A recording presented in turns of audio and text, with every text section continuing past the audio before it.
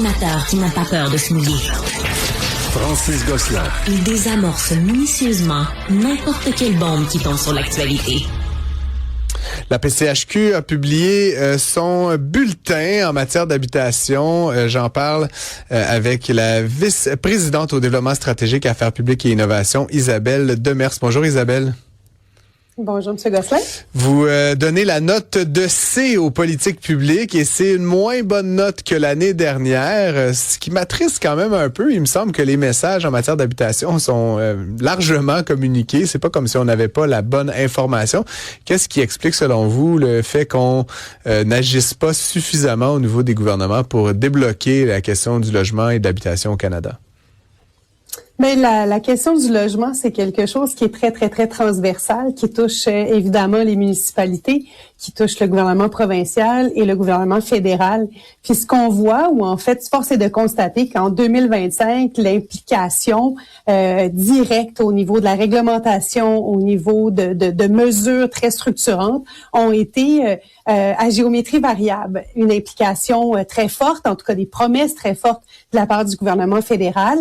Des actions qui se font dans plusieurs grandes villes et qu'on voit, on voit les résultats se faire ressentir avec une augmentation des mises en chantier et des projets. Par contre, des actions qui sont moins présentes cette année pour le gouvernement provincial. C'est ça. Donc, si on décortique cette note de C, Isabelle, on voit bien que vous donnez plutôt une note favorable, j'aurais envie de dire, au gouvernement fédéral, notamment le programme Maison Canada, là, dont on n'a pas encore tout à fait vu l'ampleur, mais qui semble aller effectivement dans une très bonne direction. Et au provincial, plutôt l'inverse, là, on tire peut-être un peu de la patte dans le nombre de mises en chantier au Québec. Comment est-ce qu'on explique justement cette différence entre ces deux parties, ces deux niveaux, ces deux paliers de gouvernement? Le gouvernement fédéral, clairement, a fait de l'habitation un enjeu non seulement électoral, mais de leadership, avec des promesses électorales et aussi des contributions, ou en tout cas des gestes clairs au niveau là, du budget fédéral, que ce soit avec Maison Canada, pour lesquels on est encore en attente de voir là, comment ça va se déployer, quelle va être la part du gâteau du Québec là, dans ces milliards de dollars annoncés, et quel sera l'impact à court terme.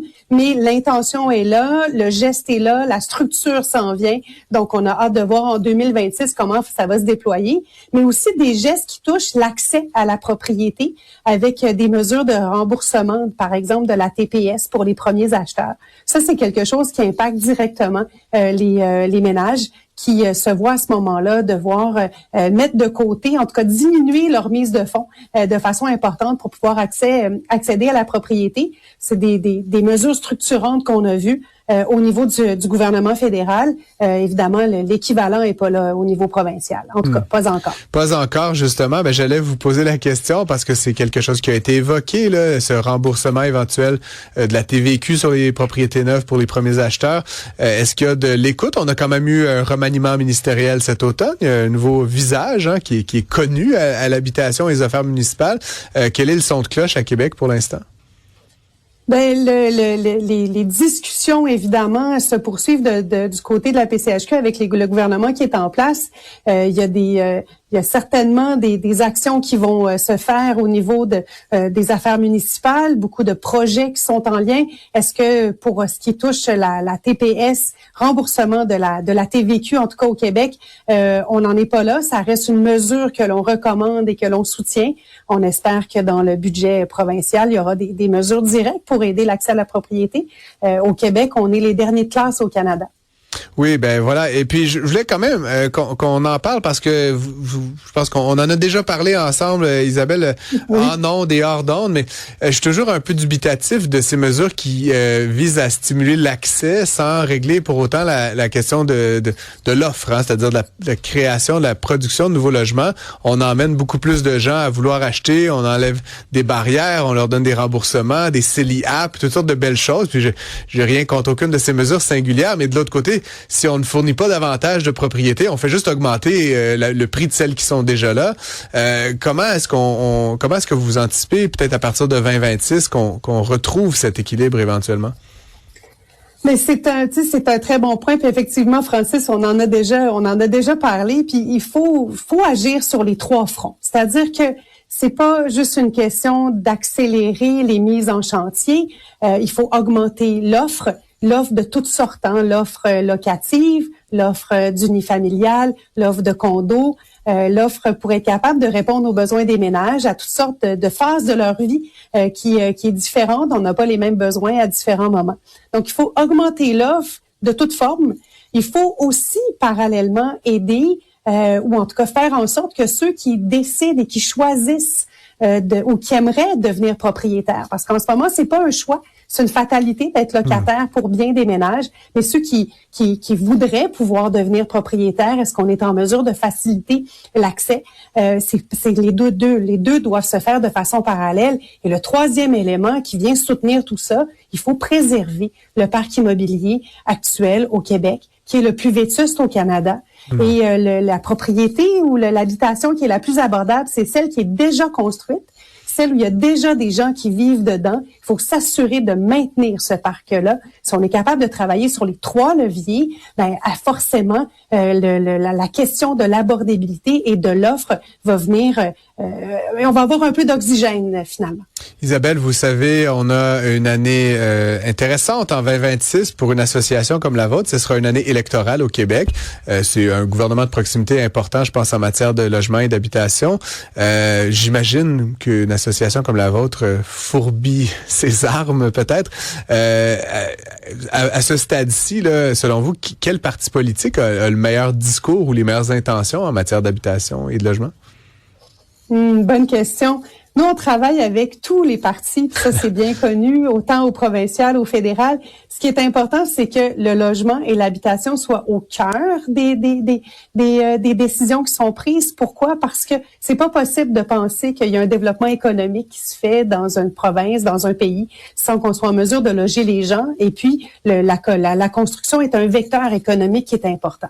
Donc, on travaille évidemment avec tous les partis et il y a des partis pour lesquels on sait que leur posture est plus favorable sur certaines des mesures que l'on propose et d'autres qui ont une meilleure écoute pour d'autres mesures que nous proposons parce qu'il n'y a pas une seule solution pour être en mesure de régler d'agir pour l'habitation. On n'arrivera pas à savoir lesquels, par exemple, évidemment. Pour ça, il va falloir peut-être en parler hors d'onde. Olivier, voulais-tu peut-être... Oui, mais je me demandais, vous avez dit que nos installations sont vétustes. On fait partie de ceux qui ont des installations donc en mauvais état, on peut se le dire. Ceux qui en ont le plus au Canada, je pense. C'est ça que vous avez dit. Pourquoi que nous, ici, nos bâtiments ne sont pas entretenus comme il faut?